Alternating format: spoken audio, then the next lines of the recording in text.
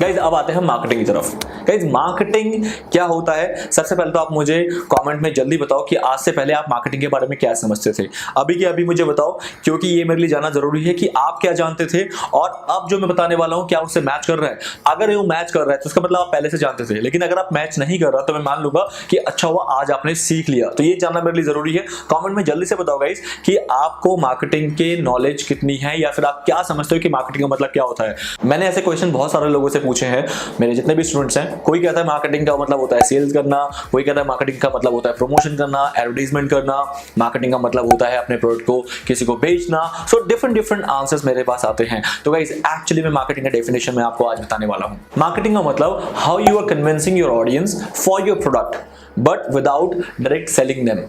आप उसे direct cell करने नहीं जा रहे हो, आप उसे कन्विंस कर रहे हो कि वो जो प्रोडक्ट है जो आप उसे ऑफर कर रहे हो वो उसके लिए राइट प्रोडक्ट है। ऐसा एक एनवायरनमेंट उसके लिए क्रिएट करना, ऐसा एनवायरनमेंट आपके कस्टमर के लिए क्रिएट करना जिसमें वो खुद बिलीव करना शुरू कर दे कि हाँ मेरा जो प्रोडक्ट है वो उसके लिए सबसे बेस्ट प्रोडक्ट है और उसे ही वो बाय करेगा, उसी का डिसीजन वो लेगा बाय करने का। तो गाइस इसे कहते हैं मार्केटिंग। तो उस एनवायरनमेंट को क्रिएट करना। अब खुद सोचो गाइस, क्या आपको कभी Amazon से कॉल आया कि सर मेरा ये प्रोडक्ट ले लो? नहीं, फिर भी हम Amazon से बाय करते हैं ना। क्या हमें कभी मेक माई ट्रिप से कॉल आया कि सर हमारा एक नया पैकेज आया है, आप एक बार देखो, अच्छा लगेगा आपको ये प्रोडक्ट, आप गोवा घूमने जाओगे इस प्रोडक्ट के बाद? कभी ऐसा कॉल नहीं आया। बट जब भी मुझे गोवा का पैकेज या कोई भी पैकेज, टूर पैकेज लेना होता है तो मैं मेक माई ट्रिप गोवा IBU को जरूर कंसिडर करता हूँ। दो they never sell me, though they never called me for any sale। Guys इसका मतलब क्या हुआ, उन लोगों ने मार्केटिंग ऐसे की है कि मैंने इस चीज को फील कर लिया है कि अगर कभी मैं इस प्रोडक्ट को बाय करने का डिसीजन लूंगा तो डेफिनेटली मैं इनको अप्रोच करूंगा। तो इसको कहते हैं मार्केटिंग। मार्केटिंग का मतलब सिर्फ सेल नहीं होता, sale is a part of marketing,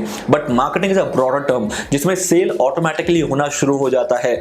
मतलब आपने एक ऐसा एनवायरनमेंट अपने ऑडियंस के आसपास क्रिएट कर दिया है through your promotion, through your passive marketing, through your sales funnel। इससे आपने जो क्रिएट किया है उससे आपका जो ऑडियंस है वो बाय डिफॉल्ट आपके पास आना शुरू कर देता है। सो गाइस इसे कहते हैं मार्केटिंग। अब ये चीज करते कैसे हैं? मार्केटिंग को करने के लिए गाइस 4 मेजर लेवल्स होते हैं मार्केटिंग के जो आपको ध्यान रखने हैं। गाइस फर्स्ट लेवल में आप अपने प्रोडक्ट के लिए अवेयरनेस क्रिएट करना शुरू कर देते हो। एग्जाम्पल, मेरा प्रोडक्ट है ए।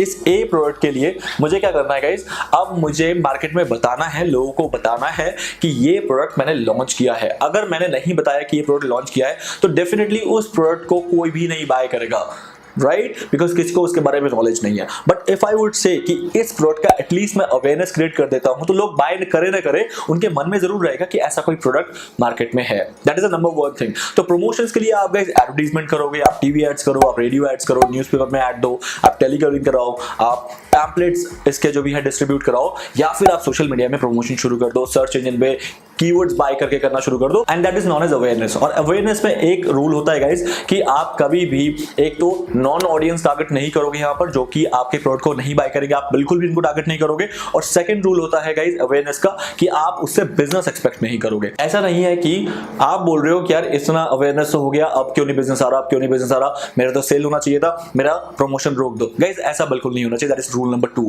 क्योंकि awareness is a step which is required in marketing, which is the first level in marketing. Business आप कब एक्सपेक्ट करोगे मैं आगे बताऊंगा, लेकिन आप अवेयरनेस के लेवल पे आप बिल्कुल भी बिजनेस एक्सपेक्ट नहीं करोगे। Now let's talk about guys level 2 in marketing. Level 2 आता है जब आप अवेयरनेस क्रिएट कर लेते हो, लोग आपके प्रोडक्ट को जानना शुरू कर देते हैं। नाउ यू नीड कि अब लोगों को आपके प्रोडक्ट या सर्विस का एक टेस्ट कराना है। क्यों?